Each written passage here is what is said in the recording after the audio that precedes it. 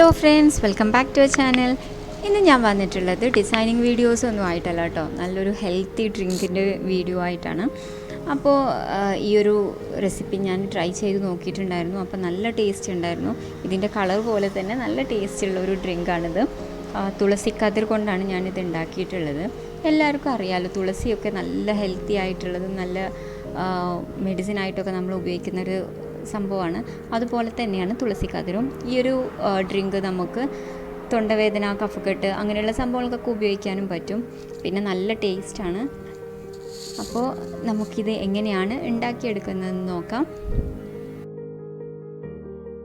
അപ്പോൾ ആദ്യം തന്നെ നമുക്കിതിന് വേണ്ടത് തുളസിക്കതിരാണ്. ഞാനിവിടെ ഏകദേശം ഒരു കപ്പ് തുളസിക്കതിരോളം എടുത്തിട്ടുണ്ട്. ഇലകളൊന്നും വേണ്ട കേട്ടോ. തുളസിക്കതിർ കൃഷ്ണ തുളസിയുടേതാണ് എടുത്തിട്ടുള്ളത്. പിന്നെ ഏലക്കായ, പിന്നെ കൽക്കണ്ടം, പഞ്ചസാരയല്ല ഉപയോഗിക്കുന്നത്, കൽക്കണ്ടമാണ്. പിന്നെ വെള്ളം, 1 ലിറ്റർ വെള്ളമാണ് ഉപയോഗിച്ചിട്ടുള്ളത്. ഇതുപോലെ ഒരു ഗ്ലാസ് ബോട്ടിലാണ് നമ്മൾ ഉണ്ടാക്കിയെടുക്കുന്നത്. ഇതിലേക്ക് നമ്മൾ എടുത്തു വെച്ചിട്ടുള്ള തുളസിക്കതിർ ഇട്ട് കൊടുക്കുക.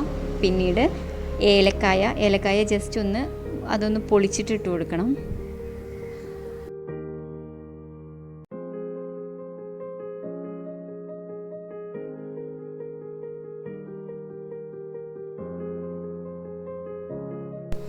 പിന്നീട് കൽക്കണ്ടം നമ്മൾ അതിലേക്ക് ഒഴിക്കുന്ന ആ വെള്ളത്തിന് എത്ര മധുരം വേണോ അതിനനുസരിച്ചിട്ടാണ് നമ്മൾ കൽക്കണ്ടം ഇട്ട് കൊടുക്കുന്നത്.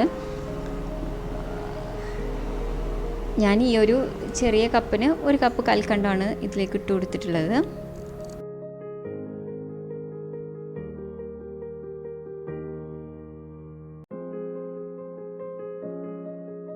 പിന്നീട് നമുക്ക് വേണ്ടത് വെള്ളം. ഈ വെള്ളം കൂടെ ഒഴിച്ചിട്ട് നമുക്കിത് നന്നായിട്ടൊന്ന് മിക്സ് ചെയ്ത് കൊടുക്കാം.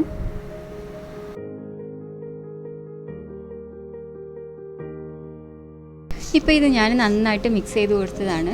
ഇനി നമുക്കിത് അടച്ചു വെച്ചിട്ട് 3 ദിവസം നമുക്കൊന്ന് വെയിറ്റ് ചെയ്യണം.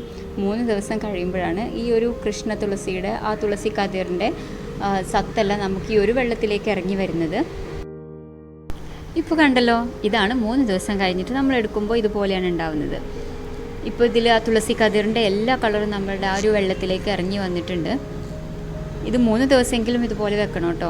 എന്നിട്ട് പിന്നെ നമുക്കിത് നന്നായിട്ടൊന്ന് മിക്സ് ചെയ്ത് കൊടുക്കാം.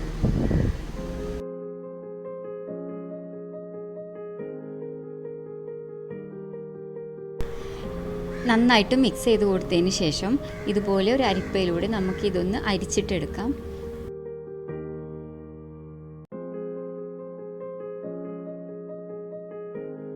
ഇത് അരിച്ചെടുക്കുമ്പോൾ കണ്ടല്ലോ, നല്ലൊരു കളറാണ്. ഈ കളർ പോലെ തന്നെ നല്ല ടേസ്റ്റുമാണ് ഇത് കുടിക്കാൻ വേണ്ടിയിട്ട്. അപ്പോൾ എല്ലാവരും ട്രൈ ചെയ്ത് നോക്കണം. ഇത് തണുപ്പിക്കാതെ കുടിക്കുന്നതാണ് കേട്ടോ ഏറ്റവും നല്ലത്.